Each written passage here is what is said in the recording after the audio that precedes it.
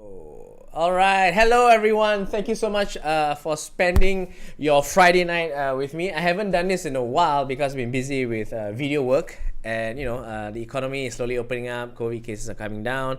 So I've been out and about trying to do some gigs as far as I'm concerned. But I'm very happy, very excited to have with me again my friend and former podcast guest, now second time with me from StashAway, the country manager for StashAway Malaysia, Wong Wai Ken. Hello, Ken. How are you, man?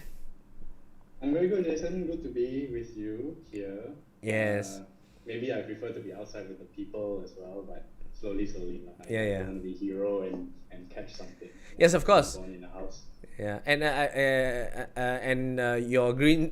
By the way, people, he's not in a This is green conference. This is screen. just a green. That is a green screen. Okay, I thought he was. Even if I was at the office, there's no one. So the social distancing, the social distancing is very good. No, I thought that you're so hardworking. Stream from office. And you can see the light outside in the evening, Yeah.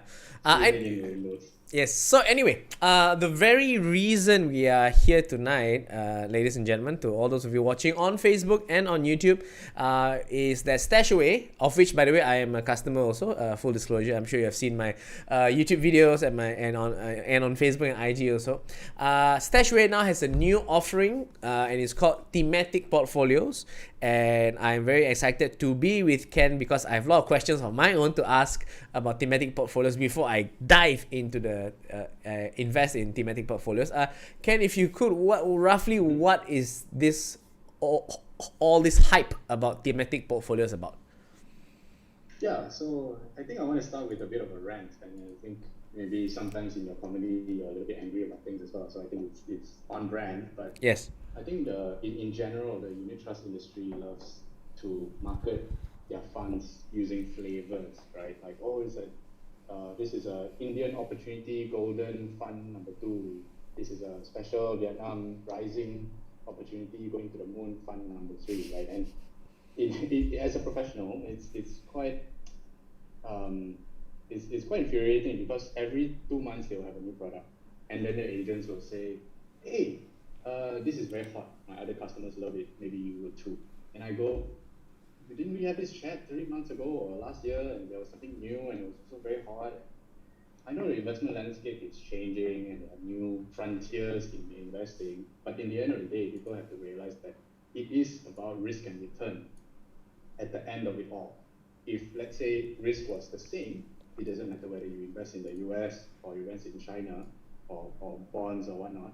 If the risk is the same, the returns, you should pick the ones with the highest return, at least estimated return. That's the name of the game. Right. But for some reason, people like flavors, right? And this is what the industry has to become. And I think for us to introduce thematic portfolios, we needed a real reason to introduce thematic portfolios. And what has changed over the last few years, and I say really it's only the last 5 years, is a lot of the future technologies that we are seeing have matured, have Okay. listed, and have been introduced into ETFs. So Okay. we've identified 3 big themes, which we can talk about later. But these 3 themes are really meant to complement your existing global portfolio. It's not meant for you to say, "Oh, I'm bored of my old one. Let's go and marry a new wife and get a new one, a new portfolio." No, these thematic portfolios are riskier, and they're meant to complement or accompany your current portfolios. So it's you saying, "I believe this theme."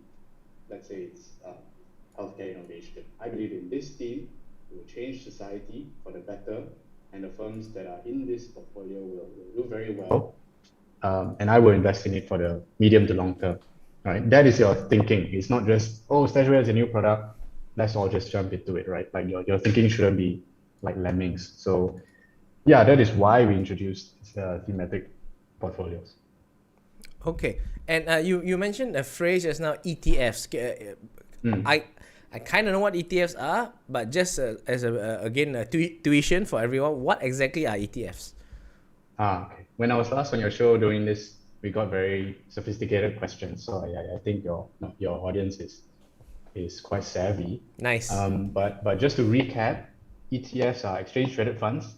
and they are basically listed funds. So it's no different to, let's say, a unit trust, but it's listed. You can buy them as easy as you would buy a stock and sell a stock. You can buy an ETF in the same day and sell it. So it's no different to a stock in terms of buying and selling.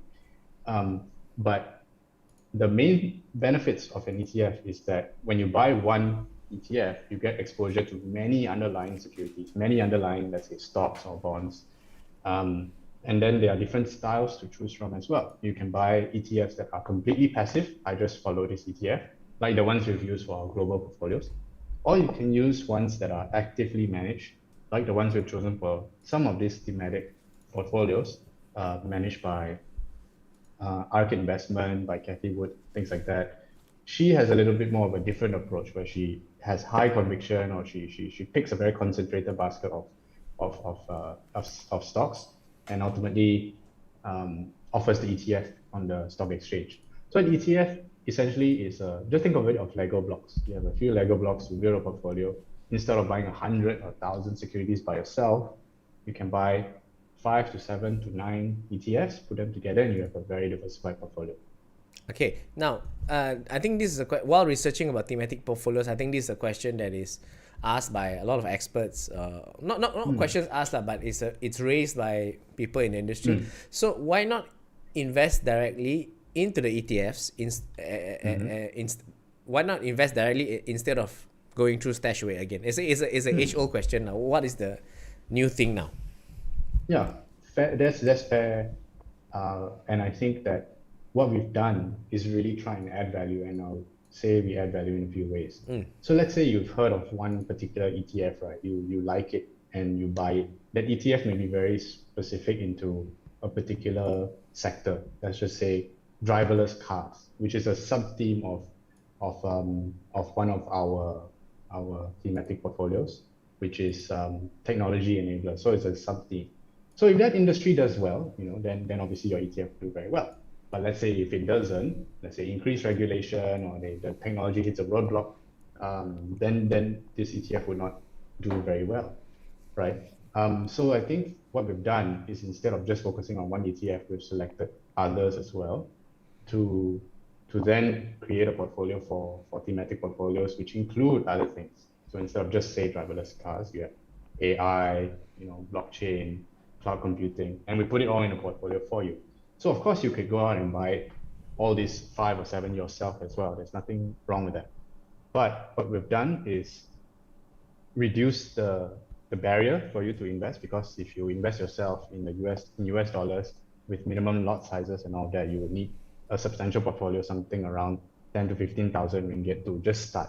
Whereas with StashAway, you can start with, a few $100, a few $1,000, however you want, and then however much you want, and then you can start investing already. And furthermore, I think the secondary benefit to using us is we manage the risk for you. So for example, when you pick some of these thematic portfolios, you will see that some of them are not 100% exposed to a particular theme. I mentioned tech enablers just now, technology enablers. The maximum you can invest in that is 85%. So you ask me, it's a thematic portfolio, how come you put in some other ETFs that are not related to this theme? Well, the answer is to manage your risk, because if you just invest in the thematic ETFs, at some point, the risk reward doesn't make sense anymore. The incremental risk that you are taking is not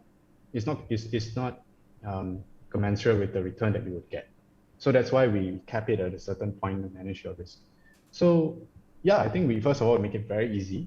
Second of all, we identify other ETFs to diversify your portfolio some more into other themes rather than just go straight into one theme. And then the third thing is to manage your risk by adding other asset classes which are safe, like bonds, when the risk doesn't make sense anymore, to take additional risk for that return. Okay.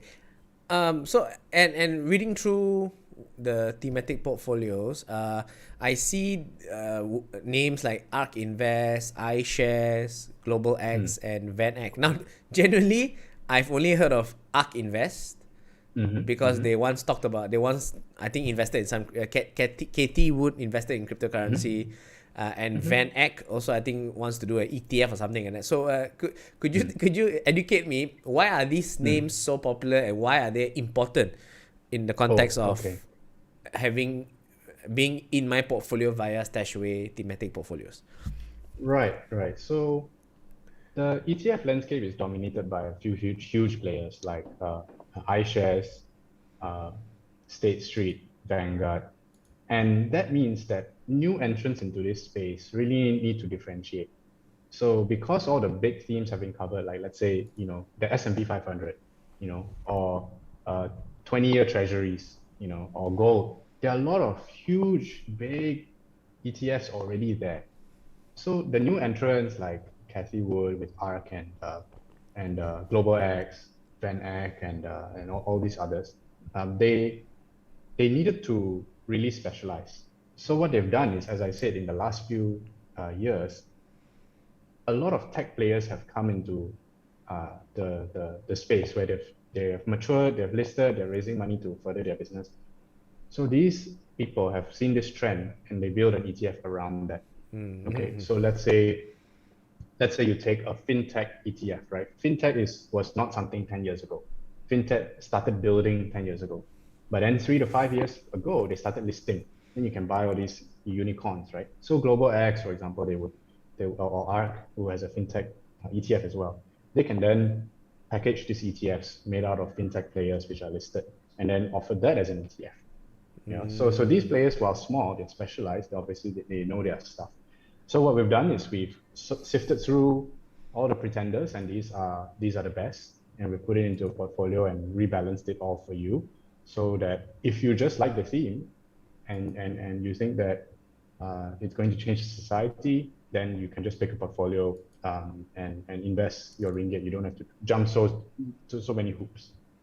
Nice. Wow. You have improved as time goes by because you sound really convincing. I was like, yes, I'm going to invest in ARK Invest now. That was so good. There was no hard sell yet. I was like, yeah, actually, yeah lah. Not bad. Now, that explanation segues really nicely into a question by Freddie Tai on YouTube. And by the way, guys, if you have any questions, please ask. We'll take them as they come.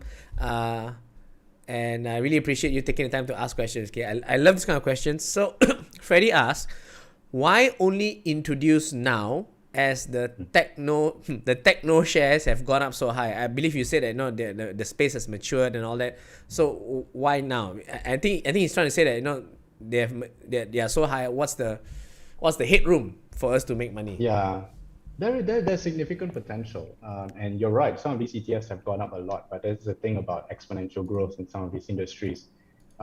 It's not going to be just linear, right? Like let's say when you look at something like a company like Grab, for example, when they were first introduced to Malaysians, they were practically illegal, right? And then suddenly they got big, they got legal, they bought over Uber, so they swallowed up Uber, and then now they're going for a listing, right? So when they first list, then you need time for these ETFs to emerge, because we don't just want to pick these ETFs. So then these ETFs need some time for us to really assess whether they have quality or not. And some of them are very new. Some of them just listed like last year or 2 years ago, not in our portfolio, but others. So to convince ourselves, we need a good track record where these ETFs have shown a good performance and the fund managers really have done a good job. So it's not like we let it run on purpose. We have always had our eye on this space. We have always done research in this space. And then obviously it takes time to launch something. So while you can say that, yes, it has gone up, I would say that there's so much more headroom, because if you look at where Tesla is now, Tesla is one of the main firms with a high weightage in some of these portfolios. I don't think it's the maximum already. It's just getting started, right? They just opened their gigafactory, their big factory in China. The electric car penetration rate is very low. Haven't even gone to autonomous taxis and a fleet of trucks. And they've been collecting so much data, so much quality data, almost 10 times or 10 to the power of something, more than Google itself, Google and its driverless car.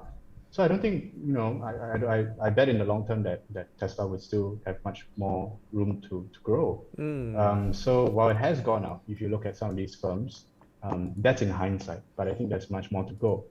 And I will say that this year, the tech stocks, like let's say ARK, for example, has come down as people took profits from last year and then they bought other things that were more in line with the theme of reopening of the economy, like energy stocks and travel and hotels, that kind of thing. So the tech shares have come down. So I think we're not trying to time our launch so ngam to like pick a bottom or anything. This is just, this is a bet on the future. We're planting the seeds for tomorrow. So I think there's definitely much more to go. There's so many subsectors here that are so exciting, and they've only just begun. So I'm personally very excited about the next few years. Okay, so basically still a lot of room to grow. I hope that answers your question, Freddie. Whenever I talk to people about, say, investing, or even investing in general nowadays, and even if you talk about crypto or whatever, if things that are far removed, we always come back to Tesla. And of course, I'm a layperson, but why do you think, apart from the reasons you gave, and I understand Tesla still hasn't made money, net profits so far. Why is Tesla still so highly revered amongst people in the finance? Like, what Tesla? Why? Yeah. I think firstly it's the cult personality of Elon Musk. Okay. Like you don't get to where you are if you're not just a genius, but you're also very, very media savvy. Yeah. Right. So he speaks his mind, he tweets, he likes memes, he captures the imagination of retail investors. And retail investors actually have been shown recently to be willing to take more risk on future technologies than fund managers who have to do their research and wait for time to invest, do all their risk management. So investors who've stuck to Tesla, especially after they first started shipping their cars, have done very, very well, right? So I think that first of all, it's the cult of personality. Second of all, they've actually delivered business results, right? They have open factories, they have shipped cars, they've met their production targets, which are not small, and they miss a couple of quarters here and there, but by and large, they still ship hundreds of thousands of cars. So, and they continue to create new products, right? Like Cybertruck was huge, and that's a different market to the cars. So I think there's new products, they're delivering on the business. Profitability is something that they obviously have to aim for, but because they're in such a premium space, I'm not worried about them making any margins. They've gone for a very premium branded business model, and now they're kind of getting market share that way. So I'm not worried about their profitability long term. And then I think the third thing is about the future. A lot of the share price now is reflecting where it will be in the future, right? But we are only finding out things slowly from Tesla about how far they are in the future. And right now, what you have is, first you have a very cool electric car, and then you have a car that parks itself, and then you have a car that's driver assist. So you drive until the freeway, the highway, and then you let it go, right? And then the next thing is completely autonomous cars. And then the next thing is a fleet of taxis that can replace companies like Uber and Grab or whatnot. And then you imagine with all that data and all that fleet, all the segments that Tesla is in, including all the trucks and the lorries, it's going to be a very, very profitable firm. And what really excites me is this keeps coming up. It changes society in a way where it creates new markets. So I mean, I'm there 5 years from now in my Tesla, or Tesla that you have gifted to me. Thank you, Uncle Jason. Oh, no problem. I will buy the Tesla from the profits of my StashAway portfolio. Oh, bagus. Okay, I'm in my Cybertruck lah. I'm in my Cybertruck. Okay. And I'm not driving. Look, no hands. So I'm not just sitting there pondering the universe, right? I'm playing games. I'm watching a movie, And firms will, why do you think when you go into a Tesla, the sideboard has such a massive screen? You're going to be there looking at games, or playing games, watching movies, and everyone will pay Tesla to get access to its interface. So you're there, you're shopping, you're not driving, so you're shopping, you're playing, you're watching, and it's making detours to get your favorite coffee, take your dry cleaning, go to buy things. So guys, it sounds crazy, but then it happens, and then it's here. You know, you go back. I don't want to say, oh, we're in the industry 2.0. Google is a noun. It sounds like a boomer, right? But if you just look at all the things that we take for granted now, I press a few buttons, food comes to my house, right? Pizza Hut had that for ages, and then why was there no Food Panda and Grab, right? Like there was not. And you know, if Grab now is like I go into some random guy's car, right? Like that's crazy. And then that's crazy 10 years ago, right? So then Tinder and all that, you find your soulmate on an app. It sounds crazy, but then it happens, and then it becomes mainstream, and then you ask what's next, right? So it's actually not that far-fetched, right? So that's why Tesla grabs the imagination. It's just such a it's got the cachet, so and I think fundamentally it's sound and has a long way to go. That's really excellent, man. Because like what you I is that a phrase you came up with? It's what you say. It's crazy, but it happens. And no, it's crazy and then it happens. It's just something I said, but my friend told me this. The future is here. It's just not evenly distributed, right? So that to me was so profound. I wish I can still trademark it. Maybe I can just trademark it. But it's so true, right? Like in a very small way, sometimes other countries get movies before us, right? Yes. You know, so in that sense, the future is here. You know, the Marvel film is there already, but we haven't watched it maybe 1 week late because of distribution. But if you just zoom it out, you know, there's some guy playing with a Neuralink, playing with driverless cars, talking about blockchain, and it's happening. Yeah. And we are just very early. Yes. I like what you said just now about like our current present life is already so crazy and would sound crazy like 10 years ago. And I was during the pandemic. We are in pandemic, but during the more harsher lockdowns, I was talking to my wife and I said, you know, we live in a crazy time right now where I can just pay ringgit and a guy on a motorbike will deliver a drink to me, like a drink, not even. It's like I want to drink like iced coffee. I just pay ringgit. Boom, it's in my hand. Like I don't have to go anywhere. It's insane how life changes so quickly within like this wasn't the norm in 2019, but look, I do this every week and I don't even think about it, and it changes so fast. You know, we don't take time and go, wow, this like this what we are doing now. It to me is insane. I am controlling a broadcast by myself on 2 platforms, Facebook and YouTube, and interacting with the audience. I never thought I would be able to do this on my own. You know. Yeah. And in Ronnie Chang's special, he said something about Amazon Prime, right? He's like, oh, Amazon Prime, so slow. I got to press a button. What is this? You got to chew it for me. Feed it to me, right? So that is like, and then give it to me before I know I wanted it. I know I want it, right? Shout out to Ronnie, doing great. Shout out Ronnie. I know he got educated in Singapore, but he'll forever be Malaysian. Hey, he also has a double degree in commercial law and finance. Okay, so from Australia, I think. That's smart boy. Smart boy. No, I mean we talk about this in Amazon Prime, right? So like imagine things like drones, right? So you have something like drones, which is under the theme of robotics, and before we segue to go crazy and talk about Skynet. Like if you just think about delivery and now there's a man delivering your thing for okay a bit more than 2 ringgit lah. It's not just 2 ringgit, right? It's maybe 5 ringgit. Oh, there was that one time. 2 ringgit for the drink. That one time with promo code. There's one time, yes. Okay. So if you introduce robotics and there's no guy, it's just a drone that flies into your house, and you do it at scale, obviously, the cost to do that is immensely low. If you have a fleet of drones, they're delivering things, you take the human out of the situation, then of course it'll be much cheaper. And recently Aerodyne, is a Malaysian born company, very proudly Malaysian. It became the largest drone company in the world.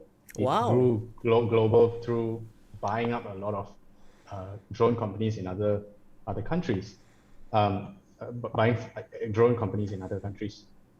So with these technologies being mainstream, not just B2C, but also on an industrial scale, right? Looking at wind turbines remotely, looking at palm oil tracts of field remotely, the cost of doing business will go down immensely. You don't need a bunch of workers. You have one drone that can cover hectares, rain, snow, or shine. So all these things, it sounds fun. It's obviously influencing our lives. It's quite real, but it has so much more legs to go, in ways we just don't understand. I, I, I'm also reflecting on, like recently, COVID-19 testing. Now there are Why? tests where you just buy the test, go home, you just spit into a cup, and then they tell you whether it's COVID, you're negative or positive. How long do you have to wait? 10 Few to minutes. 15 minutes. Wow. Yeah, you just That's like a spit. pregnancy test. Exactly. Yeah, Yeah. but don't urinate on the thing, okay? But you No, don't just, do that. Okay, but okay. it's just amazing. Okay, I have a question. I see a question on YouTube which ties in with the question that I have also. It says here that thematic portfolios have a risk index of 20% to 45%. Yes. And this is higher to the general investing portfolios, which is 6.5 to 36. So, just a question like, why is the risk higher? That's the first question. And I believe Yeah. Franz YP has a question, and his question is, how will StashAway minimize the risk in the thematic concept, in the thematic portfolios? Those Yeah. those questions I Yeah. can take Yep. together. So Yep. thanks guys for that. So it is higher risk, and I cannot stress enough that this should be used in conjunction with our global portfolios. Our global portfolios are very diversified. They have different asset classes in them, from very low risk to quite high risk. But then these are naturally higher risk because they are bets on companies that are still in the proving grounds, right? So they have been around for a few years, they're fine listed, but they're not, the Amazons and Googles, Facebooks of the world. This is, imagine you are in the tech cycle in the early kind of 2000s, Okay. but with some actual difference. The difference between this and now and then, where last time was a bubble, is that now the cost for these technologies have drastically come down, and a lot of technology platforms have actually matured. So this is very different from that time. So but they are still risky nonetheless, and that's why the risk levels are high.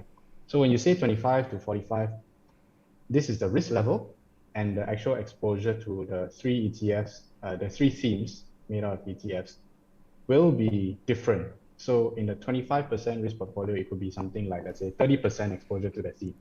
And then in the 45% one, it could be 85% exposure to the theme. So that's how we manage your risk. If you want to invest in the risk in the themes, but don't want to take so much risk, you can opt for something that is lower risk, right? So it's also a higher risk because it's more volatile, right? If you look at these individual ETFs, they make swings up and down that are more than the typical normal equities, right? Because these are new technologies, they're still being worked out in terms of how the market understands them and trying to value them, and they're still proving themselves in the marketplace. So they are very volatile. So that's why we control the actual exposure itself, which informs you about the risk level that you're taking. So if you want maximum exposure to a risk, right, I would ask myself, can I really handle this amount of risk? If not, then you can dial it back to the less risky ones and still participate in these future changing themes. Right. Okay. Now there are three main themes, right? So could you maybe just give a rough overview? Yep. Because I'm sure you have a lot more to say compared to just what's on the website, but I'm sure you'll be more animated. So technology enablers, future of consumer tech, and one of my favorites, healthcare innovation. So roughly, what's the exciting things in these themes? I think they're all exciting for different different reasons, but the way I see them is different. Okay, so tech enablers is a very big term, right? So how I view them is that these are these sub-themes are the infrastructure that is required by the companies of the future. So what I mean by that is one sub-theme is AI. And AI is such a wide-ranging field, right? It touches things from space travel to semiconductors to driverless cars and everything. So you see what I mean? It underpins a lot of other technologies, right? Something like blockchain. It's not just crypto and Doge, right? You can use blockchain for a lot of other things A as well. lot. Yes. So these are the technology enablers that really power different industries. So these are things like AI, robotics, semiconductors, blockchain, cloud. So these are all fundamental necessities, the building blocks for other industries, kind of to enable other industries. Consumer tech is something that is a little bit more relatable because it, there's existing things that we invest in now, like consumer discretionary, where you buy luxury goods, or there's consumer staples like your mihun and your flour and your sugar, right? But then you have consumer tech because existingly the way we consume things, including our time, our attention, how we buy things is all through enabled by tech, right? So this theme is really around evident, proven technologies of today, which are affecting our lives right now, right? We're on Zoom, that's a consumer tech. We're on YouTube, you're watching on YouTube, that's obviously consumer tech. And then there's things like fintech, where StashAway is a type of fintech. You have cashless payments, payment companies like Square, which are fintech companies as well. And then you got gaming companies, where you have literally the Blizzards of the world, the people that make the chips, right? Nvidia. So these gaming is something that billion-dollar industry that is very, very exciting, that in the lockdown did very, very well, right? And will probably continue to do very well. So when I was doing some research, I came across this Netflix special by Hassan Minaj. So you see my research sometimes deviates from the laptop, it goes to Netflix, right? So he had a show, Patriot Act, and basically he talked about the gaming industry and the revenues derived from the gaming industry is more than, this is crazy, it's more than worldwide box office, Yep. worldwide music, all the American sports, NFL, NBA, MLB, NHL combined. So it's now that documentary is about 2 years old maybe. So since then, the latest numbers is obviously that fact is still true, but it's a $300 billion industry, right? We played, I don't know, maybe you played Pong or something. I don't know, like Super Nintendo or something like that. But it's gotten way crazier, right? I don't need to tell you guys that some of these people are now superstars. The Koreans obviously huge in the StarCraft space, Fortnite, all these huge live streaming events, all of that, all under gaming. So that is a sub-theme under consumer tech as a whole, and it's very relatable because it's something that we touches our lives, right? And then there's healthcare innovation. So granted, I'm not a doctor, you are, and some of these terms I really had to be educated. Things like genomics, medical devices, biotech. I really needed to be educated. But when I looked into this, I immediately saw the household names that I now love and hold dear. Things like Johnson and Johnson and Pfizer and BioNTech, AstraZeneca, and existing Moderna even, and then existing firms like Abbott Labs and Thermo Fisher, things like that. But to me, I see this as everyone is now so freaked out about COVID, obviously. And the pharmaceutical industry has the world by the crystal balls, let's just say. Nicely done. So going forward, governments will be forced to buy boosters to combat the variations, things like that. Who knows, in the future there's other pandemic choice. But these are the technologies which can actually prevent future pandemics, because some of the sequencing technology that's again underpinned by AI. Google has this new thing called AlphaFold, I know I'm getting into the weeds here, but it's mapped out all this mRNA thing, and then what we've been sidetracked with in terms of the recovery, in terms of the Delta variant, was something that it could actually predict and have really quickly have the vaccine for. So although I'm still being educated about this space, I think everyone is sort of a semi-medical expert already now because they've gone through a pandemic. The same way everyone was an FX expert during 1MDB, suddenly, oh, ringgit is 4.02, so ringgit 4.25, right? Or 4.4, 4.4. So everyone's an FX expert already. Now everyone is a healthcare expert already. You know, so I think, and that's just one part, right? That's just pharmaceuticals, right? Vaccines. There's so many others, like telemedicine, right? Which is a huge thing, a huge holding in Kathy Wood's portfolio called Teladoc. You guys should look it up. And then all these other medical devices and genomics companies. So sorry, I'm interested. What about that teledoc thing? What's new? Yeah. It's a huge technology-enabled healthcare firm that at the basis of it is you don't have to go to the GP, so we can just Zoom like this, and then it's a win-win because you get to fill up your idle time. You could be a doctor in Terengganu, and you can treat me for non-serious illnesses, and then you can send some prescriptions to me, which are in KL, right? Then everyone is happy. But then they've scaled it up so much more to work with insurers and also hospitals. And trust me, the drug industry knows how to make money, right? Yeah. You know.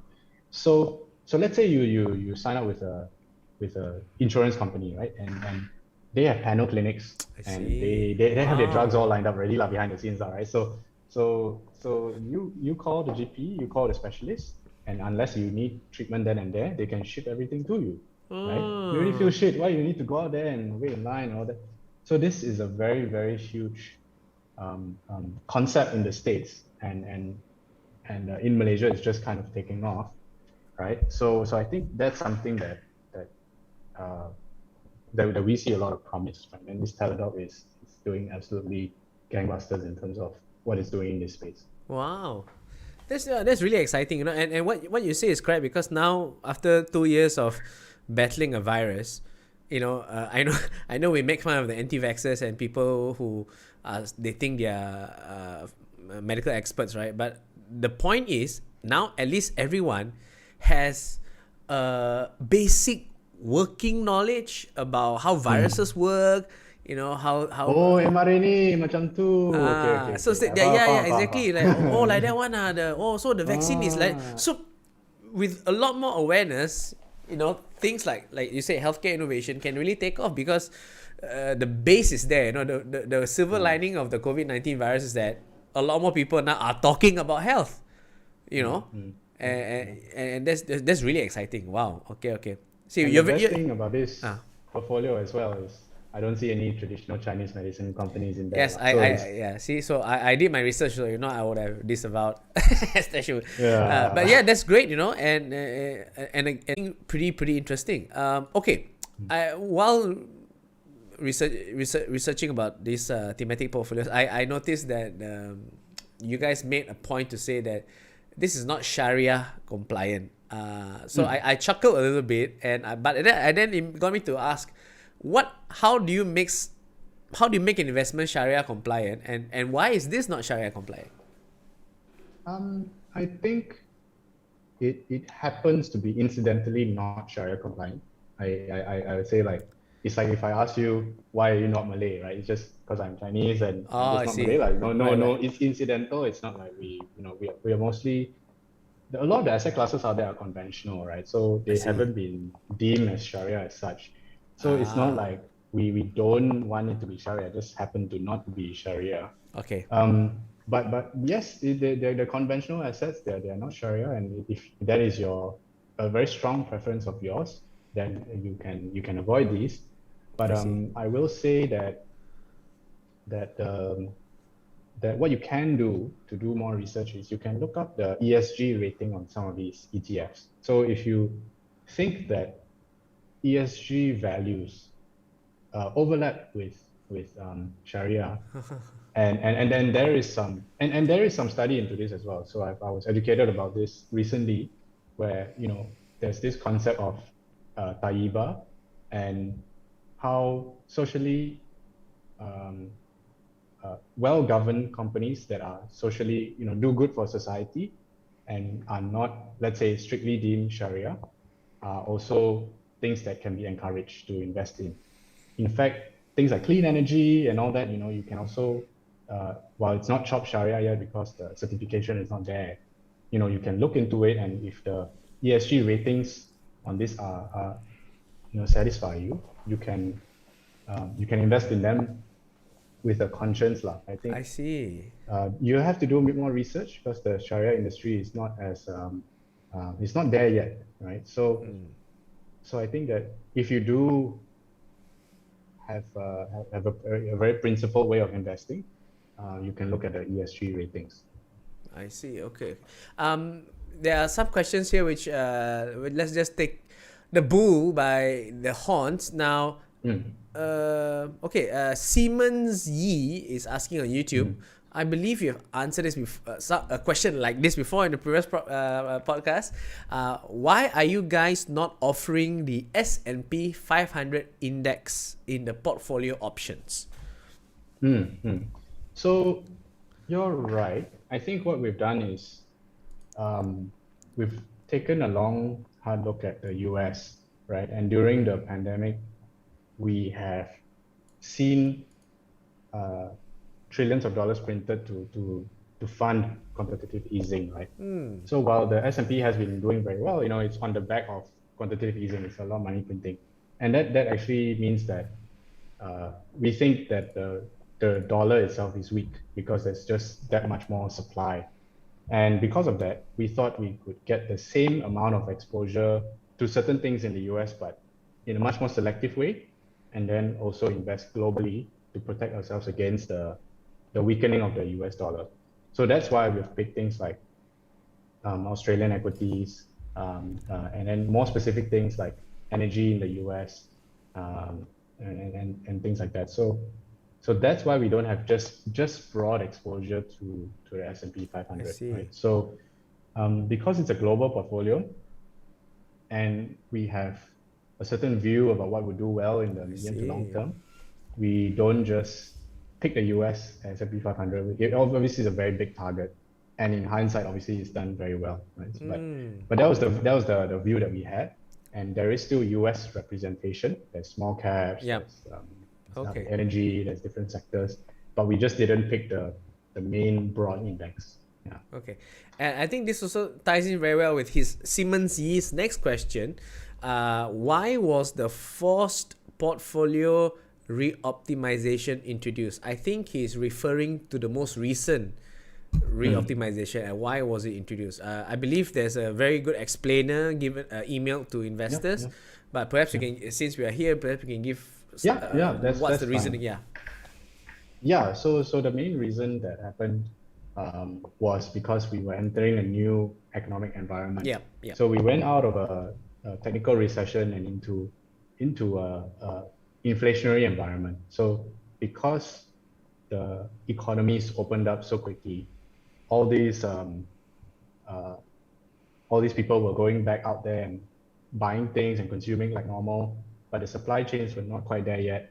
A lot of things were stuck, including things like raw materials and also semiconductors. Inflation was very high. And although that inflation is based on a relatively low base, because the year before it was low, the next year was high, but then the inflation actually persisted. So it's something that you should be aware, because with increased inflation, it also means that certain equities won't do as well because the input costs are very high, then their margins go down. It's not just good times anymore. So because of that, we picked ETFs that had a very good inflation hedge and would correspond very well to an inflationary environment.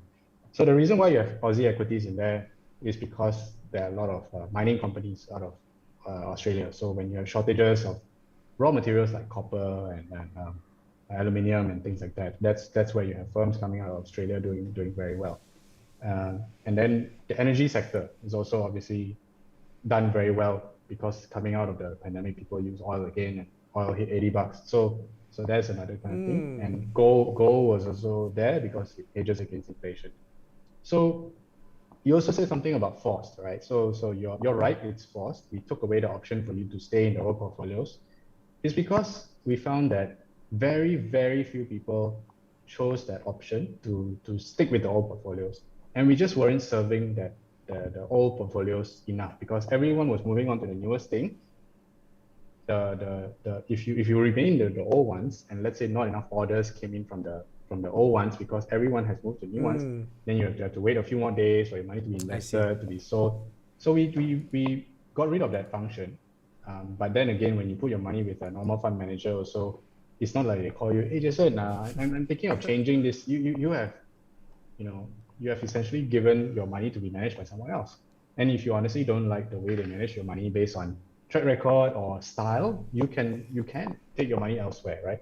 So I think StashAway does something that works for a lot of people. And what's more than that, we also explain the reason why we reoptimize the portfolios very well and to a lot of depth and through different media as well. So honestly, if you think we're wrong and you have your own views, you can also express that view by investing yourself, right? And you don't have, no one's forcing you to use StashAway. But if you want to prove your thesis on the side, you can also invest on the side. And if you do well, I would never chastise anyone for making money. If your thesis pays off, if your bets pay off, then good for you, right? You've done well. So it's fine to disagree. And I'll say, like, when you invest the time, you have to understand and agree with the way we invest your money. Otherwise, you can pick another fund manager or manage it yourself. Yeah, you can feel free to run your own experiments. It's like it's a choice. And compare it. It's a choice. Yeah. Right. I think. Okay. Well said. This is another question by Eric Chan. Now this is a very hard hitting question. I want you to be prepared. Okay. This is Eric Chan. How to get a mug from StashAway? My friend received a set of goodies with a mug, with a book, and a mug printed with his name. Yes. This is a limited edition run of the welcome boxes that we have sent out. So this is for new investors. Oh, and it's kind of a welcome to StashAway kind of thing. We want to improve our branding and things like that. That's nice. So I will say that if your friend got that, means he must have put quite a decent amount. So we look at people who have invested, let's just say, quite a lot for the first time they invest. I see. 5 digits. Imagine, okay lah, I never heard of StashAway, but I've done some research. Let me put 5 digits in there. And you're like, and we want to reward that. We want to say, well, hello, here's the red carpet, or here's the mug, right? So we send them that. But yeah, some people get it, some people don't, and it's creating the right kind of buzz. They have and they have not. Wait, did you say it's creating the right kind of buzz? Yeah. I see. Because some people are like, they message me, right? Some of my friends, I send it, hey, where's mine? Including my wife, by the way. They're like, hey, where's mine? And I say, okay, fine, I send to you. Yeah, no, okay. But really? I see, really? I see. It's created that. Okay. Yeah. I'm going to post a picture with my mug also so that gets people riled up. Jason ni Tan Sri. Need to bother a bit lah. Started like these people are very too much lah. Okay, so we've been talking about this, and I guess the money question, the question which I've had on my mind ever since we agreed to do this podcast. So, what are the expected returns? Say I put in money into the portfolios now, how do you think this will go? And basically, like we all want to know, right? We all want to know. How much money am I going to make? Are we going to make? I cannot guarantee how much you will make. Of course. But I will say because of the higher risk, the estimated returns will also be higher. You're not taking that risk for nothing. Then the other caveat is that you have to invest for a while. These things, the thing about these thematics, if they do very well in certain years, they do very well. Talking about 30, 40, 50%. They do very well. I see. You're talking about historically, like in the past. Yes, historically. After a while, they do really well. No, I'm saying that it averages out to be very well. It's like high teens, low 20s, but there will be years where it does very well. So one particular calendar year that does very well, or it can be one calendar year that does very bad, right? The reason is that high risk, high return, yes, in the long term. And there will be things that do well, like tech. Let's just say you don't take these new thematics, but you just take normal tech, right? So during good years, tech firms do extremely well. But then when you have a recession, for example, people sell the tech shares and then they buy other things like consumer staples or healthcare, for example. So these are thematics, right? And although a lot of them are tech related, they are not just normal tech. They are frontier tech. You know what I'm saying? So they're that much more risky as I well. So see. in good years, they will do very well. Bad years, not so good. You can go Right. back and look at some of these ETFs and how they perform. So I will say hold for 3 to 5 years, 3 to 5 years or more. In fact, on the sticker of the box, you will usually say 5 to 7 years. So I say stick to medium to long term investing. But I would say the expected return is something around high teens. But that is very, very prospective. And this is just through historical Yep. returns, which I've averaged out, high teens, low 20s. Tech enablers, which is riskier, is in its, the returns are in its 20s. So I won't say, yeah, Jason, put your money. I see you this time next year, you will make 20%. I can't say that, right? Yeah. But that's a good pickup line, If you need to talk to girls, just stick with me for 3 to 5 years, I'll average out, it'll be good years. There'll be one year. There'll be 1 year will be damn good, but there may be a year which is very bad. But if you stick with me, woohoo! We're all in my cyber truck. That's what marriage is, right? There'll be fallow years, there'll be tough times. Yes. But you stick together and long term you're gonna make it. Just a quick segue. Since you mentioned marriage, I've been with my wife since 2006. So we've been together for 15. Married since 2006. No. We've been together okay. as a couple 15 years, and I said that our love blossomed as a beautiful flower, and over the years it has matured into a very strong cactus. It's a strong cactus. It may not be very nice to look at, but it'll always be there, and no need maintenance. It's just there. No need water. You can just leave it in the sun. Yeah, hopefully that's what happens with StashAway. I just leave it there, and then it keeps on growing. Okay. That's the idea. You have touched on this briefly in that, but I want you to more of your thinking into this. What's your advice regarding investing in the thematic portfolios, in the sense that, roughly how much should it, if let's say your the global portfolio is 100, how much of it should be divested or transferred into the thematic portfolios? What should be the strategy? That kind of stuff. What's your thinking about this? Because I know the last time you broke down the general strategies in the last podcast, it was really great. So this time, regarding this thematic portfolio, what would you say? Yeah, let's take a step back and look at your investment portfolio. So investment portfolio obviously contains things that are not just StashAway, right? It'll be things maybe like some stocks or some other funds, right? So this is a really good chance to do your own asset allocation and see whether you're happy with it. So let's say you find out overall blended roughly around 50-50 stocks and bonds across all your investment portfolios. And you say, hey, I'm only mid-30s, early 40s. I'm not retirement age yet. I'm say 15, 20 years away from my retirement. I can afford to take more risk. 50-50 sounds very conservative. Then you put in new money, or you shift some of your existing safer assets into something like the thematic portfolios. So there's no hard answer, but usually in your whole portfolio, you have what is called your core portfolio. Core meaning 30 to 50% of things that are very safe, you don't need to touch, it'll go on for a long term. And then you have an aggressive part of the portfolio, which could be anywhere from 10 to 20 of your very young 30%. And then the balancer is your balanced portfolio. So I would say this fits into your aggressive side of your portfolio. So if you have existing investments in like Bitcoin and all that, cryptos, for example, or let's say very specific geography investments, like let's say like just in India or just in China, emerging markets or something like that. This belongs in the aggressive part, right? and I'm talking about the maximum weightage, the 85% or the 100% into thematics. If you want it to be in the much more balanced side, you can pick the 25% to 36% Okay. risk index for these portfolios and start with that. So it shouldn't be part of your core portfolio. You shouldn't have like 50% in it. So I'll say anywhere between the 20 to 30% overall, and it's part of your aggressive or your balanced portfolio. I think that's just fine. Okay. And you can pick more than one, right? So there are three themes here. You don't have to invest in all three, but you can pick two, for example, that you want to take a bet on. I personally have picked three.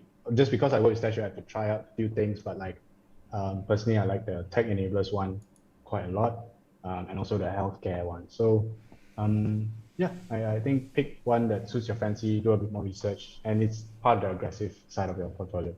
Okay, again, very reasonable and pragmatic advice as always. I just want to ask. So right now, we have three themes, right? What's it? Tech enablers, consumer tech, and healthcare, and healthcare, right?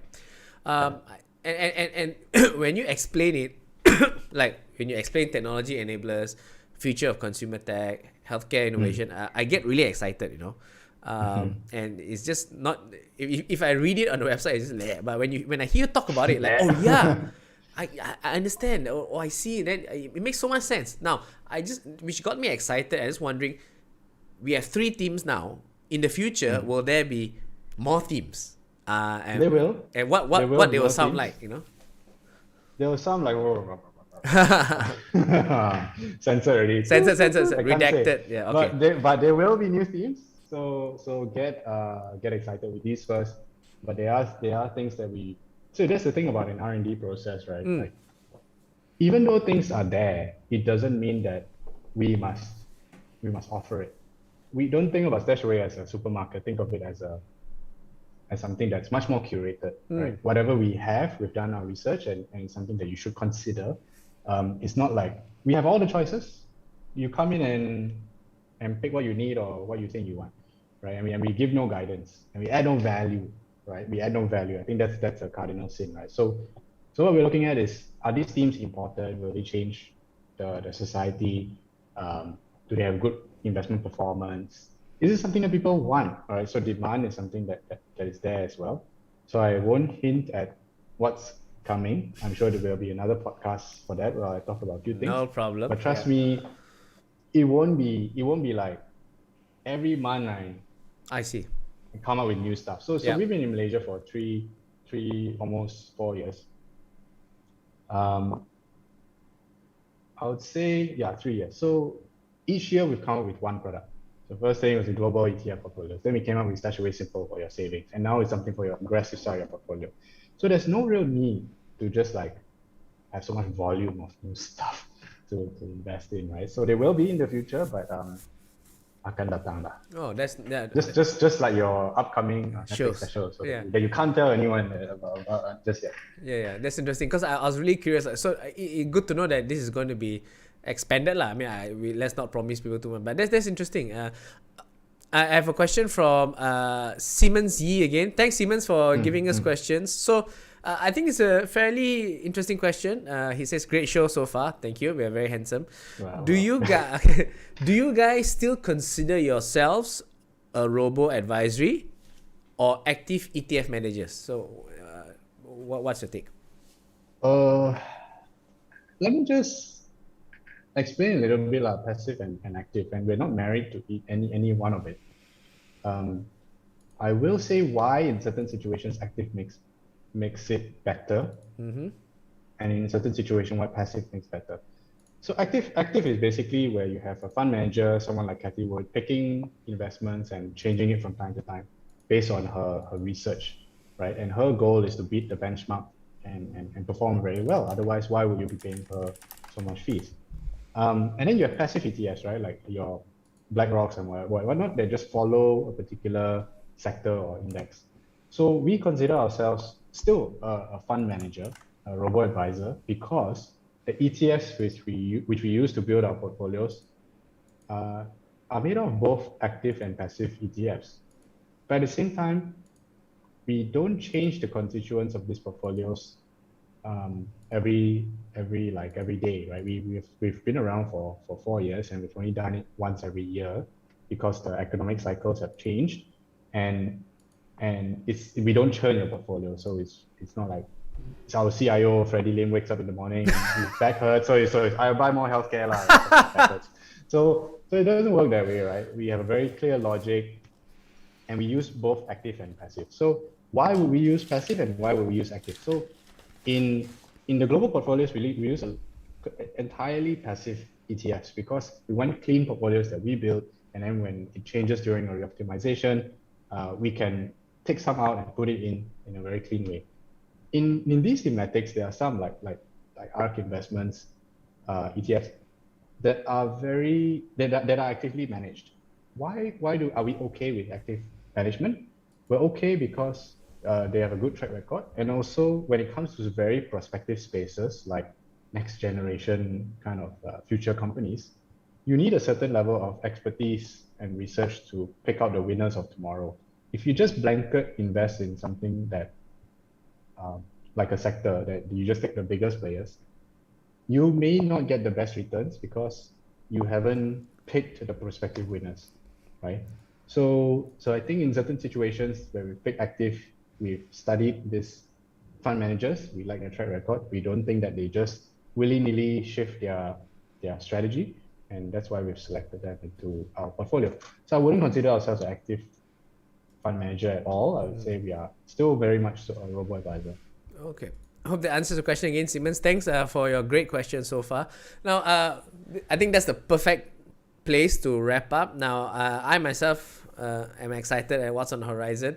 What are your last words regarding thematic portfolios? And I believe it's on the website, but best to reiterate again to everyone watching. Thanks, by the way, for tuning in, guys. Yeah. What's your final words on what's on the horizon on thematic portfolios, and what are the promo codes available for people to take advantage of when they invest in thematic portfolios? Sure. So I will say the future is very exciting, right? And I will say that investors, by and large, have retail investors, people like you and me, have really been able to outperform the traditional fund managers in a certain extent because we've been very future focused, right? The banks don't even know what blockchain and ETF are, but some of us do, and some of us see the promise, and some of us have bought cryptocurrency. Some of us have bought stocks like Tesla or MicroStrategy or whatnot, and because of that, you should see the whole tech space, especially within these three teams, as a much wider field. It's not just the specific firms that you have that has caught your attention.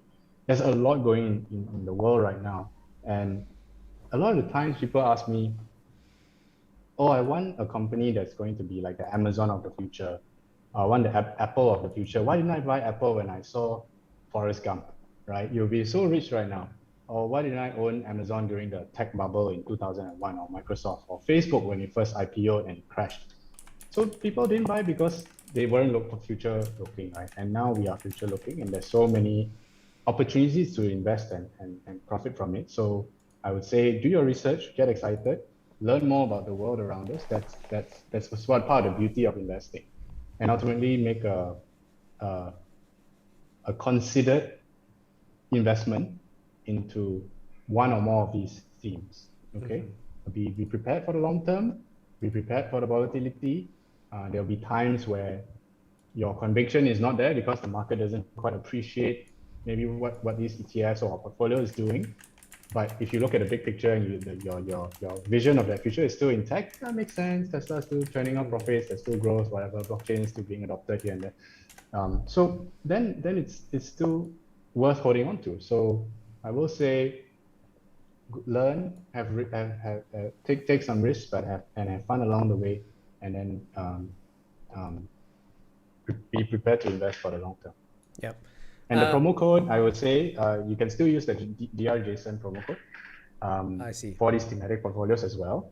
Whatever you invest in, the global portfolios or thematic, you can still use DRJSON, where you get 3 months off your fresh funds. But for existing investors, you would have gotten an email about thematic portfolios, and the promo codes are in there. Depending on how much you put in, you will get certain months free. Yeah. Just to recap, a quick recap. So like for people watching, if you the promo codes are like, it ranges from TP 1 month up to TP 12 months, and you get 1 month's free investing of deposit up to 3,000 TP 1 month, all the way up to 12 months free investing on deposit of 50,000 or more, and the promo code is TP 12 months. So that's 1, 3, 6, 9, 12 that you can use lah. Okay, with that, thank you so much, Ken. Thanks to everyone for tuning in. It was a good excuse to talk to Ken again once again about investing. I'm really, really excited, and I hope all of us watching, you, me, Ken, everybody, makes money together with StashAway.